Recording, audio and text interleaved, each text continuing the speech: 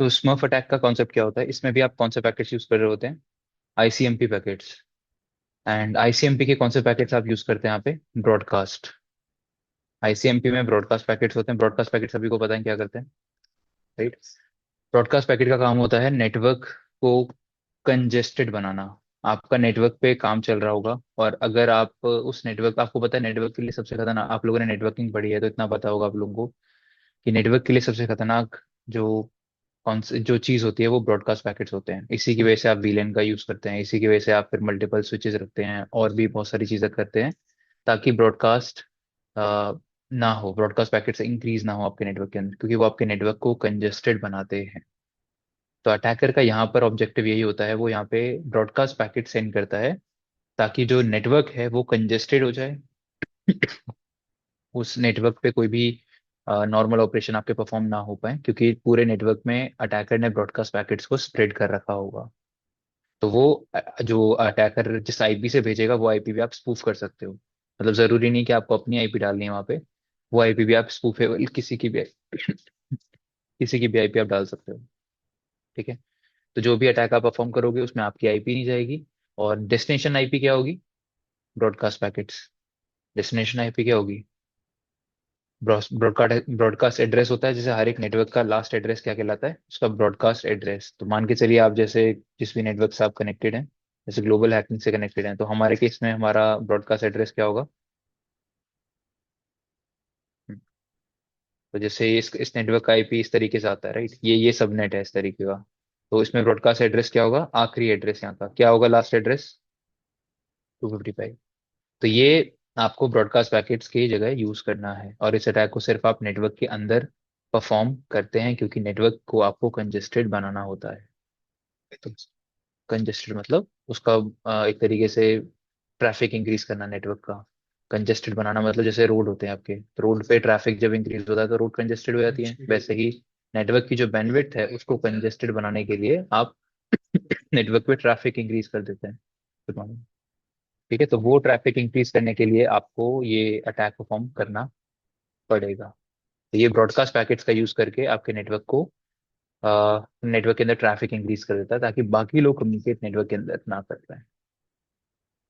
ठीक है। तो कॉन्सेप्ट इसका लिख लीजिएगा। आईसीएमपी पैकेट्स यूज होंगे, ब्रॉडकास्ट एड्रेस यूज होगा, आईपी स्पूफिंग आप कर सकते हैं इसके अंदर भी, जैसे आपने सिन फ्लड अटैक में आईपी स्पूफिंग करा था, वैसे ही आप यहाँ पे भी आईपी स्पूफिंग कर सकते हैं। अब इस अटैक को परफॉर्म कैसे करेंगे आप? तो यहाँ पे हम एक टूल यूज करेंगे जिसका नाम है HPing 3।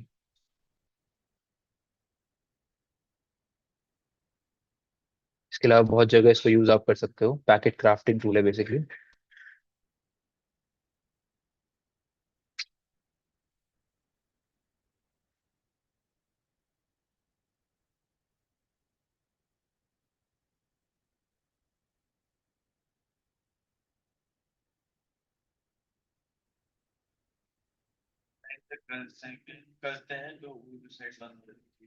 तो वेबसाइट पे तो बहुत ज़्यादा मतलब टाइम लगेगा आपको, क्योंकि उस वेबसाइट पे लोड बैलेंसिंग के लिए और बहुत सारी चीज़ें लगा रखी होंगी। डीडोस के प्रोटेक्शन के लिए ना बहुत सारी चीज़ें लगा रखी होंगी रियल वेबसाइट्स की, अगर आप बात करो, मतलब खासकर बहुत बड़ी वेबसाइट। छोटी मोटी कोई वेबसाइट होगी, जैसे मैं भी आपको एक अटैक बताऊंगा, उससे आप नॉर्मल किसी वेबसाइट को भी डाउन कर सकते हो जब तक आपका अटैक चलता रहेगा तब तक। बट वो डिपेंड करता है कि आपकी वेबसाइट ने क्या सिक्योरिटी फीचर्स यूज कर रखे हैं। और डेफिनेटली आपका आईपी वहां पे जा रहा होगा अगर आपने अपने रियल आईपी से अटैक परफॉर्म कर रहे हो तो। हाँ।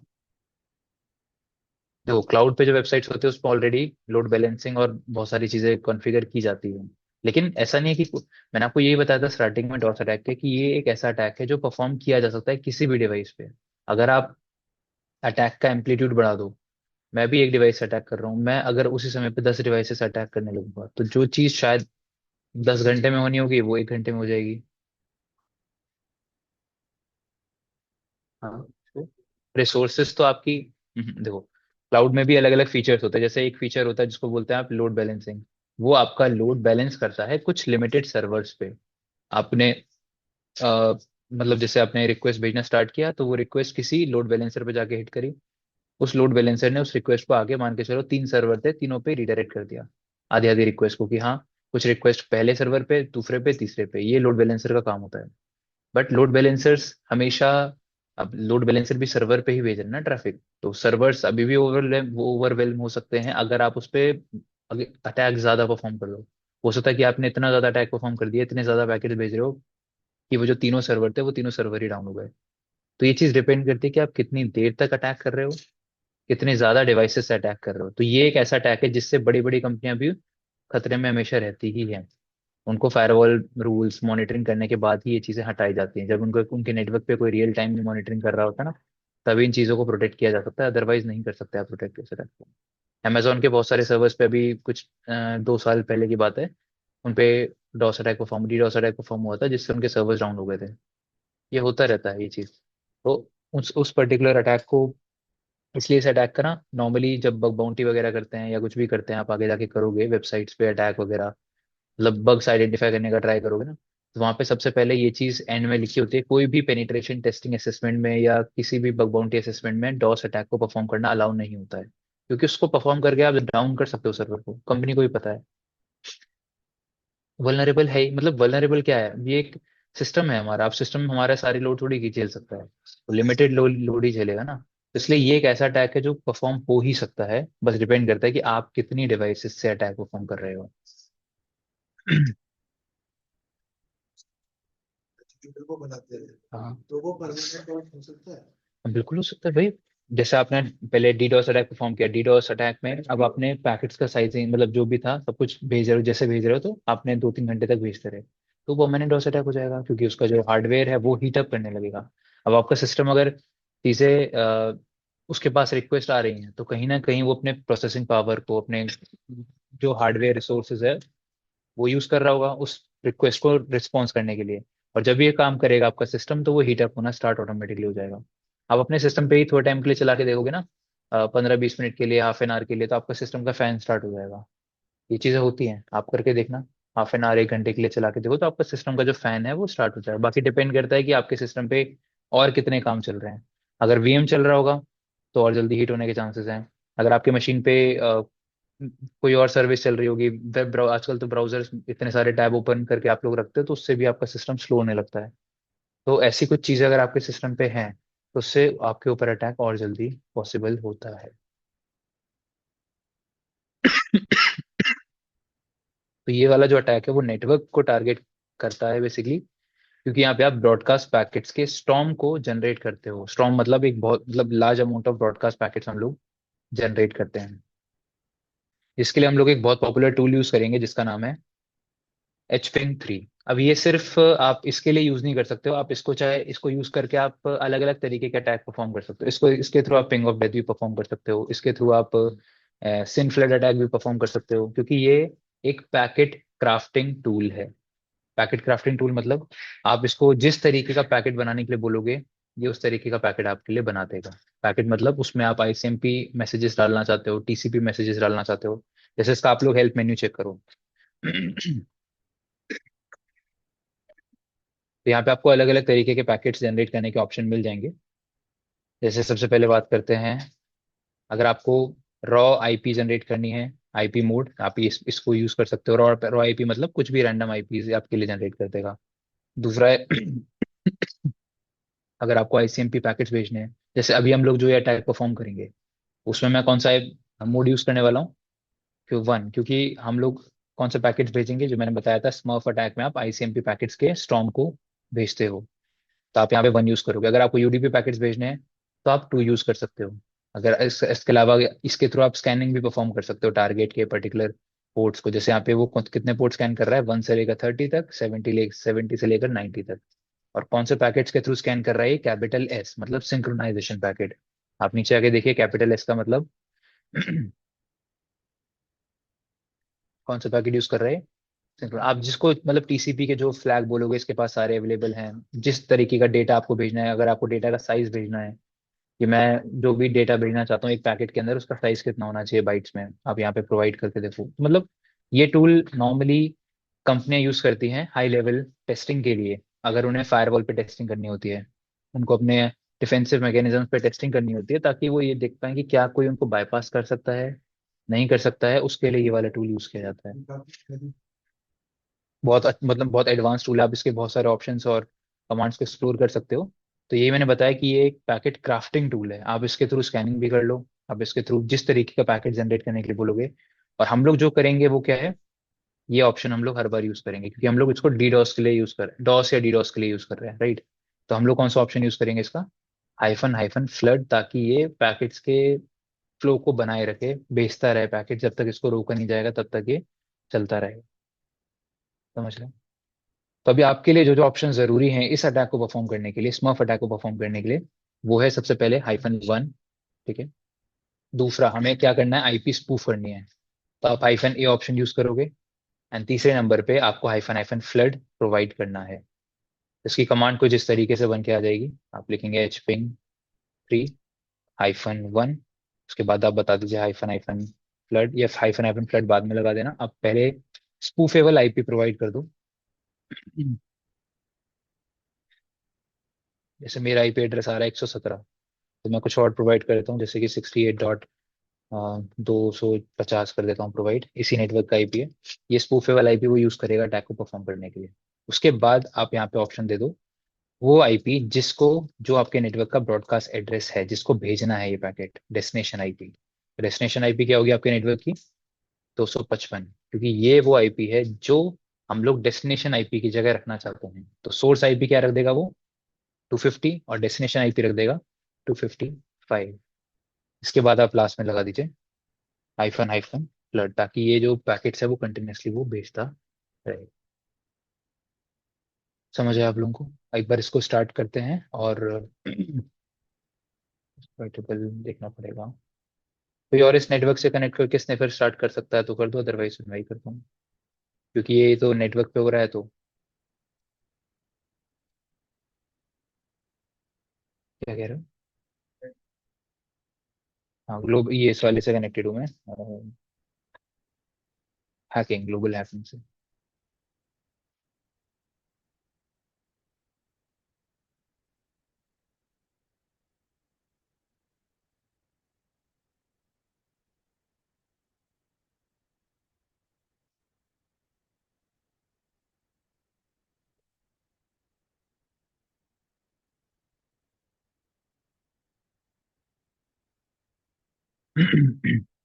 अब इससे आप लोग मुझे नेक्स्ट क्लास में पिंग ऑफ डेथ की कमांड बना के लाओगे, एचपिंग के थ्रू कैसे बना सकते हो।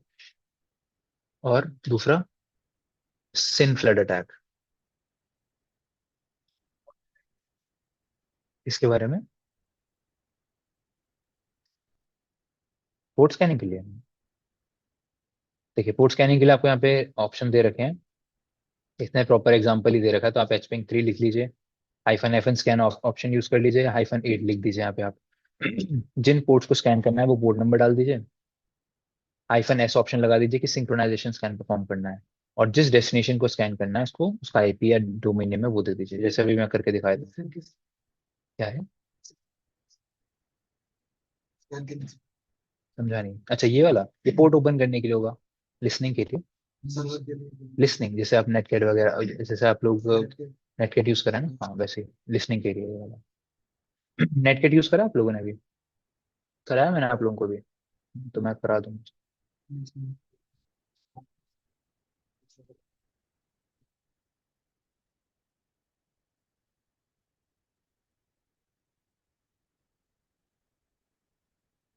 ये 115 APR है इसका। एक बार इसके पोर्ट्स वाला स्कैन करके आपको दिखा देता हूँ, पर ये कैसे काम कर रहा है।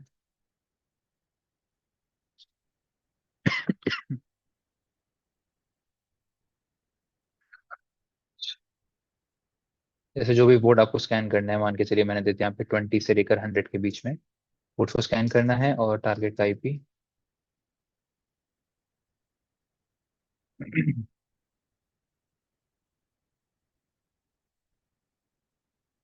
बता दी इसने कौन कौन से ओपन पोर्ट्स हैं, 53, 21, SSH 23, ये सब ओपन है, आपको पता ही है इसमें। टारगेट मशीन आपका मेटास्प्लॉइटेबल है, इसमें ये सारे पोर्ट्स ओपन है, आप इसको भी यूज कर सकते हो। तो मैंने सिर्फ 80 पोर्ट्स इसको स्कैन करने के लिए बोले, 81 बेसिकली, तो 81 पोर्ट्स इसने स्कैन कर दिया आपके लिए। वैसे आप बता दो इसको कि कौन से पैकेट्स यूज करने हैं, यूडीपी स्कैन करना है तो हाइफन, क्या था नंबर उसका, 3 या 4 था, 2, आईपी यू -2 लगा देना आप इसमें। हाँ वही तो सिंक्रोनाइजेशन की मदद से मार सकते हो ना, तो वही तो मैंने बोला आपको कि आप कमांड बना के रहिए। अब आप इसकी, आपको ऑप्शन पता चल गए, टूल के बारे में पता चल गया, तो आप दोनों के लिए कमांड बनाओ। पिंग ऑफ डेथ इससे कैसे परफॉर्म हो सकता है, और सिन फ्लड अटैक कैसे परफॉर्म इससे आप कर सकते हैं, ये आप लोग बना के लाओगे। चलिए अभी हम लोग जो स्मर्फ अटैक परफॉर्म करने वाले हैं उसके लिए जो कमांड है वो यही रहेगा आपका, कि इस नेटवर्क में हम लोग जो ये आईपी यूज करेंगे ये आपका सोर्स आईपी होगा। मतलब सभी को लगेगा इस नेटवर्क में कि पैकेट्स कहाँ से आ रहे हैं और किस डेस्टिनेशन आईपी के लिए जा रहे होंगे। वो ब्रॉडकास्ट एड्रेस, मतलब आपके नेटवर्क में जो ब्रॉडकास्ट पैकेट्स है वो सभी के पास जाएंगे, राइट। तो एक बार इसको मेटास्प्लॉय टेबल पे भी जाके टीसीपी टर्म हाइफन आई, कोई बात नहीं, इस पे भी कर लो। आपके में भी आएंगे, मेरे पास भी आएंगे।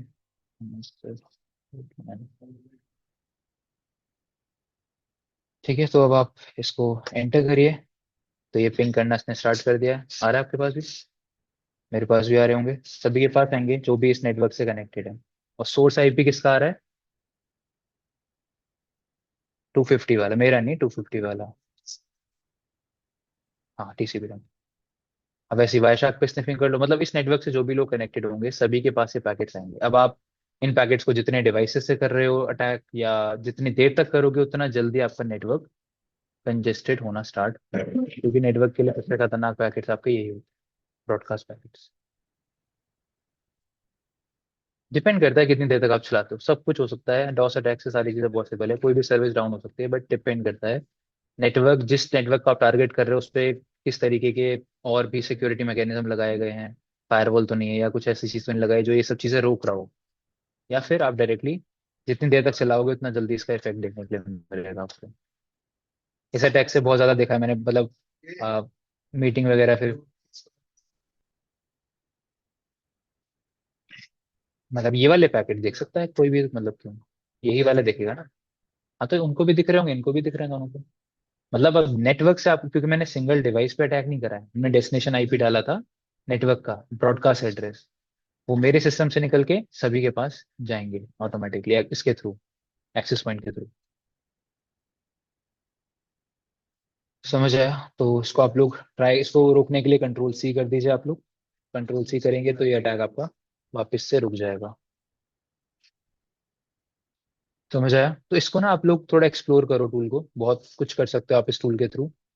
और जो जो चीज़ें इंटरेस्टिंग मिल रही हैं सर्च करिए ऑनलाइन, कुछ कमांड्स निकालिए इसके और उसको ट्राई करिए, क्योंकि ये बहुत ही पॉपुलर टूल है जो यूज़ किया जाता है टेस्टिंग वगैरह करने के लिए अलग अलग जगहों पे। ठीक है, समझ आ गया यहाँ तक सभी को? अब लास्ट अटैक के बारे में बात कर लेते हैं जो इस मॉड्यूल में हम लोग पढ़ेंगे, जिसका नाम है slow loris attack. Slow loris ऐसा अटैक है जो सिर्फ वेबसाइट्स पर किया जाता है। इस पे किया जाता है सिर्फ वेबसाइट्स पे, और वो वेबसाइट्स पे अ, मतलब रैंडम सॉकेट्स क्रिएट कर देता है। सॉकेट्स का मतलब क्या होता है? सॉकेट्स का मतलब क्या होता है? यहाँ पे वो तो प्लग होता है, वो तो है ही, बस। टनल भी नहीं, टनल नहीं, टनल बोल लो आप, कनेक्शन बोल लो आप, कनेक्शन बोल सकते हो। तो सॉकेट का जो मतलब होता है वो ये होता है कि आप जब क्लाइंट का, मतलब सोर्स आईपी, सोर्स पोर्ट, और डेस्टिनेशन आईपी, डेस्टिनेशन पोर्ट के बीच में आप एक कनेक्शन स्टैब्लिश करते हैं, एक चैनल क्रिएट करते हैं। तो वो जो कनेक्शन होता है, वो जो चैनल होता है, वो क्या कहलाता है? सॉकेट। ठीक है, तो वो सॉकेट के थ्रू आपके जो पैकेट्स हैं उस सेशन में ट्रांसमिट करते हैं, सोर्स से डेस्टिनेशन, डेस्टिनेशन से सोर्स। वैसे ही यहाँ पर ये जो स्लो लॉरेस टूल है वो एचटीटीपी के सॉकेट्स क्रिएट करता है। और आपके सर्वर को ये लगेगा कि उसने एक्चुअल डिवाइसेस के साथ एक कनेक्शन स्टैब्लिश कर रखा है, बट एक्चुअल में वो एक्चुअल कनेक्शन नहीं होंगे, वो उसकी रिसोर्सेज को यूटिलाइज कर रहे होंगे। एंड उस समय पे आप वेबसाइट को एक्सेस करने का ट्राई करोगे तो वो वेबसाइट या तो बहुत धीरे एक्सेसिबल होगी, या तो एक्सेस नहीं होगी। ठीक है, अब वो भी अगेन डिपेंड करता है कि आप किस वेबसाइट पे ट्राई करो। अगर ऐसी वेबसाइट पे ट्राई करोगे जिसपे मतलब रिसोर्सेज बहुत सारी लगा रखे हैं तो टाइम लगेगा, हो जा होगा लेकिन टाइम लगेगा, आपको नंबर ऑफ सॉकेट्स इंक्रीज करने पड़ेंगे। और किसी ऐसी वेबसाइट पे करोगे जिसपे कोई भी प्रोटेक्शन नहीं लगा रखी है तो उस पर आपको इसका इफेक्ट जल्दी देखने के लिए मिलता है। जैसे इस वाले में नहीं जा रही होगी, आप सिन फ्लड आपने किया था उसमें भी नहीं जाएगी आपकी रियल आईपी। और इसके अलावा आपका पिंग ऑफ डेथ अगर आप इसके थ्रू करोगे तो भी आपकी रियल आईपी नहीं जाएगी, एक बार आप लोग ट्राई करिएगा। ठीक है। बट आप स्लो लॉरिस करोगे तो आपकी आईपी जाएगी।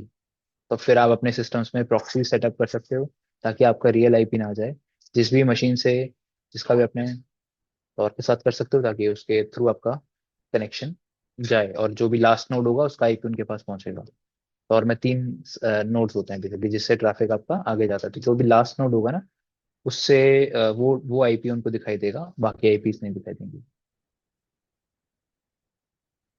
तो यहाँ पर कैसे आप इस अटैक को परफॉर्म करेंगे वो भी देख लेते हैं। तो उसके लिए गिटहब पे स्क्रिप्ट आती है जो आपको सर्च करना पड़ेगा। स्लो लॉरेस गिटहब पे आप सर्च करिए, क्योंकि इसका खाली में कोई ऑफलाइन टूल नहीं है बाय डिफॉल्ट। पाइथन की स्क्रिप्ट है जो आप गूगल पे सर्च करके निकाल सकते हैं। इस रिपॉजिटरी में आपको मिल जाएगी GKBRK में। क्लोन करना आता है ये सभी को, आप इसको कॉपी करिए। बस होगा शायद, है पहले से तो मैं नहीं कर रहा, आप लोग कर लेना। CD slow loris LS। यहाँ पे एक स्क्रिप्ट है आपके पास, slowloris.py, इसको आप Python 3 के थ्रू आप रन कर सकते हैं। आप लिखेंगे Python 3 slowloris.py, एंड उसके बाद इसका एक बार हेल्प मेन्यू आप चेक कर लीजिए कि इसमें क्या क्या ऑप्शन हैं जो आप सेटअप कर सकते हैं। तो आप -H लिख के लिख दीजिएगा। तो सबसे पहले बेसिकली आपको दो चीज़ें ही ज़रूरी होती है इसमें बताने की। सबसे पहले आपको सॉकेट्स बताने होते हैं, और उसके बाद आप होस्ट का आईपी या डोमेन नेम जो भी है वो बता दो। यहाँ पे अगर आईपी है तो आईपी बता दो, जिस वेबसाइट को टारगेट कर रहे हैं जिसपे पोर्ट 80 ओपन है। अगर पोर्ट 80 को नहीं टारगेट कर रहे हो, 8080 कर रहे हो या किसी और पोर्ट को कर रहे हो, तो -P ऑप्शन से आप पोर्ट स्पेसिफाई कर दो कि किस पोर्ट को आप टारगेट कर रहे हैं। ठीक है। वेबसाइट अगर HTTPS की है तो भी इसमें ऑप्शन होता है कि आप HTTPS के भी सॉकेट क्रिएट कर सकते हैं, तो उसके लिए आप हाइफन HTTPS यूज कर सकते हैं। तो इसको अगर आप रियल वेबसाइट में यूज करो इसका इफेक्ट दिखेगा, टाइम लेगा लेकिन डेफिनेटली इसका इफेक्ट दिखेगा। तो पहले मैं आपको मेटास्प्लोइटेबल पे करके दिखाता हूँ इसको। जैसे मेटास्प्लोइटेबल पे आपको पता है इसका पोर्ट 80 ओपन है, सभी को पता है, लास्ट क्लास में भी आप लोगों ने देखा था, वेब जब हमने 80 पोर्ट को टारगेट किया था तब वो एक्सेस नहीं हो पा रहा था।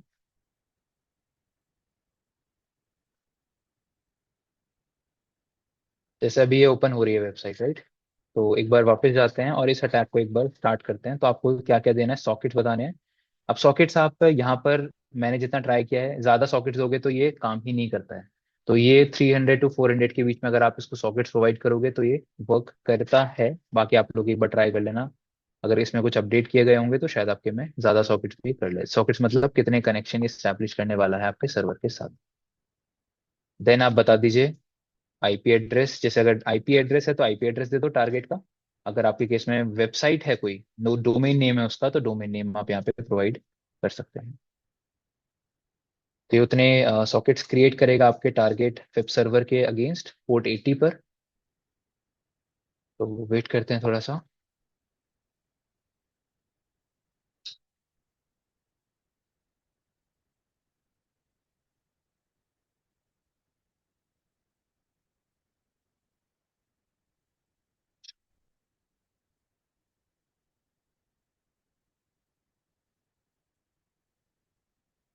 ठीक है, अब आप जाइए एक बार चेक करिए वेबसाइट को। आप लोग भी चेक करिए क्या वेबसाइट अब ओपन हो रहा है या नहीं हो रहा है। हैकिंग ग्लोबल एआई पे आप लोग ट्राई करोगे, आप वेबसाइट एक्सेस नहीं होगा क्योंकि आपने उस पे आईपी डाल दो उसका 68.115।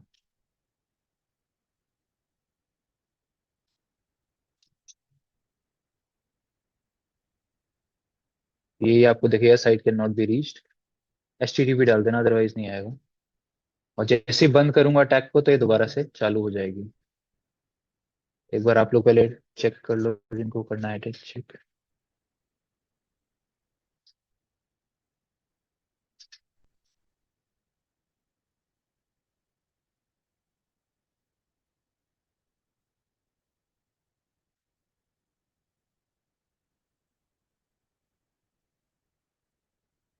नहीं होगी वेबसाइट वो रीच, ठीक है। अगर मैं इसको बंद करूंगा, जैसे अगर आपने बंद किया, बंद करने के बाद आप रिफ्रेश करके देखिएगा तुरंत ये कर जाएगा। ये तो तुरंत सॉकेट वाला काम तो तुरंत हो जाएगा, इसको ज्यादा देर नहीं चलाना। अगर आपका वेबसाइट में लिमिटेड वो है सॉकेट्स हैं, मतलब कोई प्रोटेक्शन लगाई नहीं रखी है, बहुत बेसिक वेबसाइट है जैसे मेटास्प्लोइटेबल, इसमें कोई भी प्रोटेक्शन नहीं लगा रखी है, राइट, तो उसको जो बहुत जल्दी आप डाउन कर सकते हो। बट जिन वेबसाइट्स में प्रोटेक्शन लगा रखी है, तो आपको एक डिवाइस से अटैक नहीं करना है, क्योंकि एक डिवाइस से 300 सॉकेट बनेंगे। मल्टीपल डिवाइसेस से करोगे तो उनसे आपके नंबर ऑफ सॉकेट्स आप इंक्रीज करते जाओगे, ताकि अलग अलग आईपीस के साथ वो कनेक्शन या सॉकेट्स क्रिएट किए जाएं। और जितने ज्यादा हार्म तो क्या मतलब, पीडॉस ही हार्म पहुंचा सकता है आपकी वेबसाइट को, परमानेंट डॉस अटैक। बाकी तो और कुछ नहीं कर सकता, क्योंकि आप धीरे धीरे डिवाइसेस, अगर आप किसी अपने ही डिवाइस पे अपने ही वेबसाइट पे टेस्टिंग कर रहे हो तो धीरे धीरे बढ़ाओ सॉकेट। जैसे आपने एक डिवाइस से किया तो उससे आपने 200 सॉकेट या 300 सॉकेट क्रिएट कर दिए, फिर आप देखो एक्सेस करने का वेबसाइट को, फिर एक और मशीन से 300 सॉकेट क्रिएट करो, फिर अगर हो रहा है वेबसाइट एक्सेस तो तीसरे से करो, अगर अपनी ही वेबसाइट पे आप कर रहे हैं तो। ठीक है, अदरवाइज मतलब थोड़ा ध्यान से ही करिएगा, क्योंकि डॉस अटैक के लिए ना कोई वो नहीं होता, कह नहीं सकते कि क्या हो जाए आपके, जो अटैक आप परफॉर्म कर रहे हो ना उससे वेबसाइट पे या डिवाइस पे क्या इफेक्ट हो, वो आप कुछ भी नहीं कह सकते।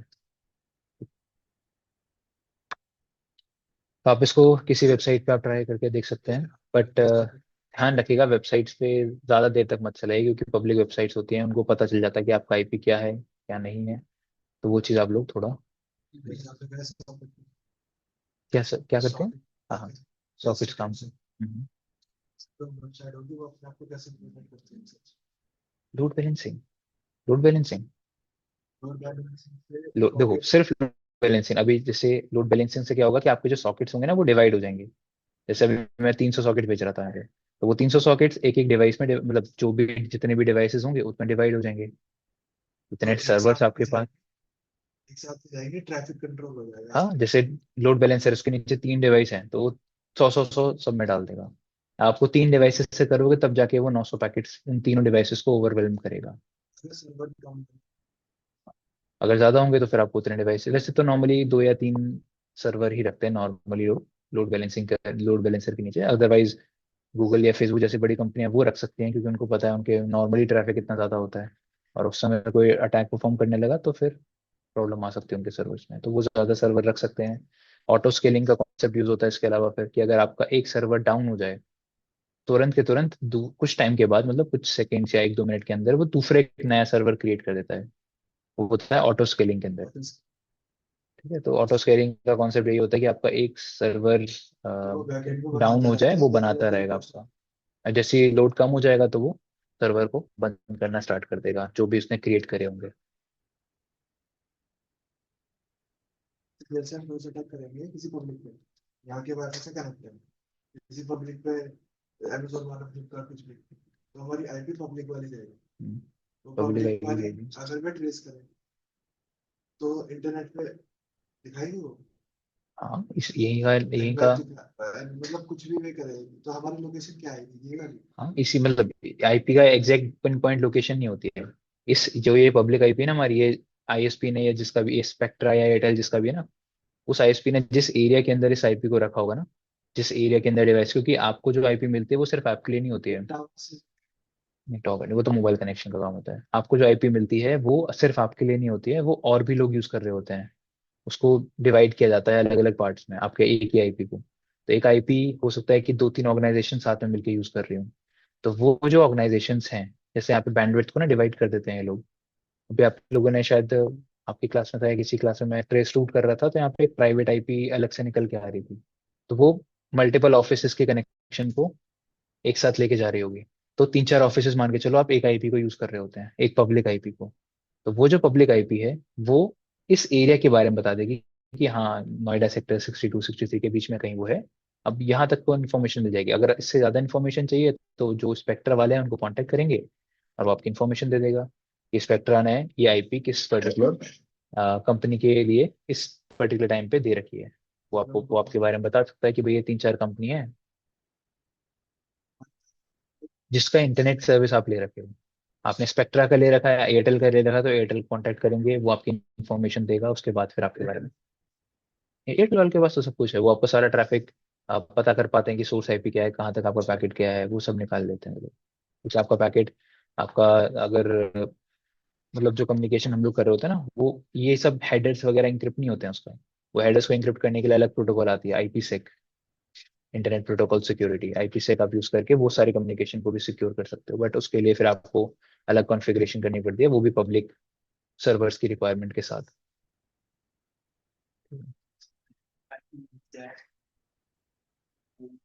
वो प्रॉक्सी, प्रॉक्सी हाँ। मतलब आप अपने मशीन पे प्रॉक्सी सेटअप करिए किसी भी टेक्निक की मदद से, और फिर आप जो भी काम करना है वो करिए, ताकि आपके मशीन से कोई भी रिक्वेस्ट जाए वो पहले उस प्रॉक्सी सर्वर पे जाए, और फिर उस प्रॉक्सी सर्वर वो उसको आगे फॉरवर्ड करे। बिल्कुल जाएगा। तो उनके बारे उनसे, जैसे आईएसपी अभी आपके बारे में इंफॉर्मेशन दे रहा होगा, वो प्रॉक्सी सर्वर पहले, अब आपका काम नहीं बढ़ गया, पहले प्रॉक्सी सर्वर आपकी इंफॉर्मेशन निकालेगा, फिर प्रॉक्सी सर्वर आपकी पब्लिक आईपी देगा जो इस आईएसपी की होगी, फिर आईएसपी आपकी इंफॉर्मेशन देगा।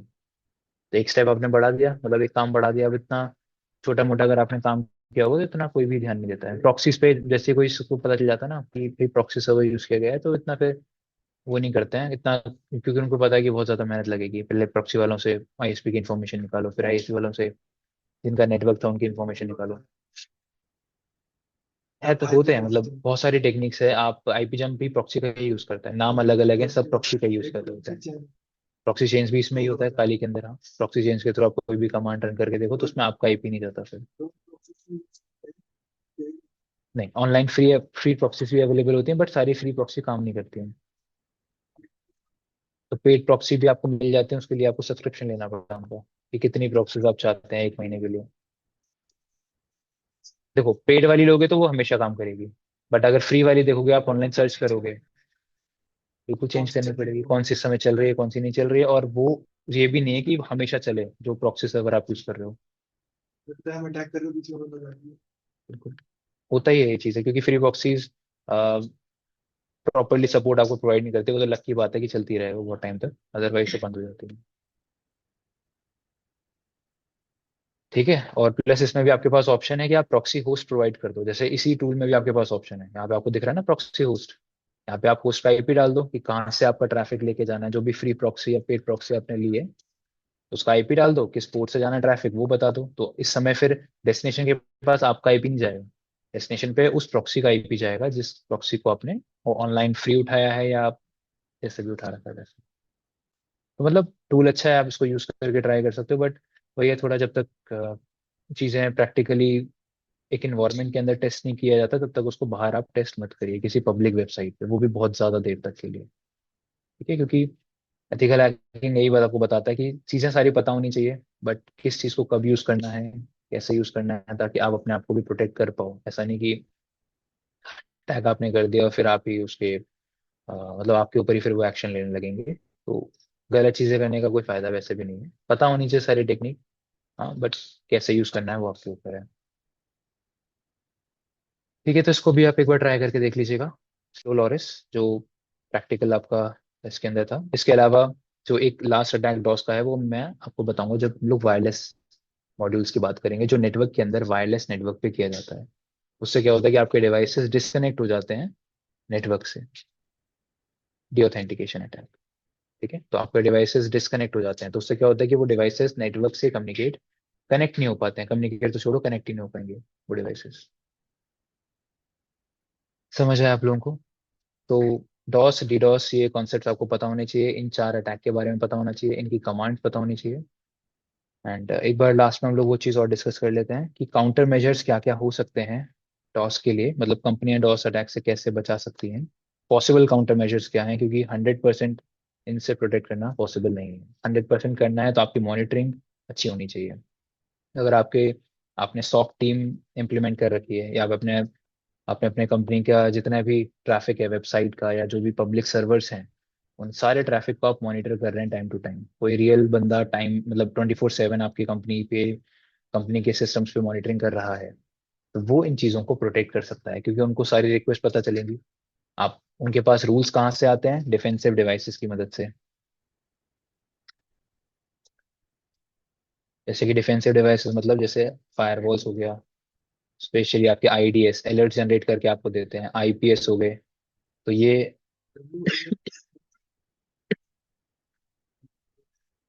वेब एप्लीकेशन फायरवॉल टाइप है फायरवॉल। जो सिर्फ वेब वेब एप्लीकेशंस के ट्रैफिक को मॉनिटर करता है, WAF।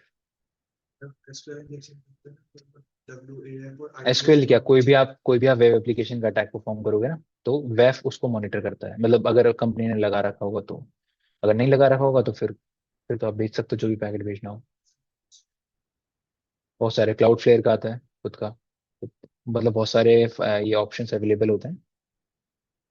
तो ये जो मॉनिटरिंग वालों के पास डेटा कहाँ से आता है, यहाँ से डिफेंसिव डिवाइसेस से, वो आईडीएस से डेटा जनरेट करते हैं, फायरवॉल से, क्योंकि ये ऐसी डिवाइसेस होती हैं जो आपके डिफेंस में सबसे पहले खड़ी होती हैं। आपके नेटवर्क डिफेंस में ये वाली डिवाइसेस सबसे पहले होती हैं। आपका राउटर नहीं होता पहले, राउटर से पहले ये डिवाइसेस होती हैं, मतलब आपके नेटवर्क तक पैकेट आने से पहले उन सारे पैकेट्स को फायरवॉल, आईडीएस, आईपीएस ऐसी डिवाइसेस से निकल कर जाना पड़ता है। रिपोर्ट एक सॉफ्टवेयर है या फिर एक क्या नाम टेक्निक है? हनीपॉट बेसिकली टेक्निक है जिसके जिसके थ्रू आप, जिसके बहुत सारे सॉफ्टवेयर अवेलेबल हैं। हनीपॉट एक टेक्निक है जो आपकी मशीन को वल्नरेबल बना देता है, ताकि अटैकर को लगे। इसके बारे में आप लोग पढ़ेंगे। एक्चुअल सर्वर है। एक्चुअल सर्वर है वो, उसको लगे ही ऐसा, लेकिन वो जो जिस सर्वर पे अटैक कर रहा होगा वो कोई एक्चुअल सर्वर नहीं होगा, एक वल्नरेबल सर्वर होगा। ठीक है, तो हनीपॉट्स के बारे में हम लोग पढ़ेंगे। अभी आए नहीं होंगे शायद, 10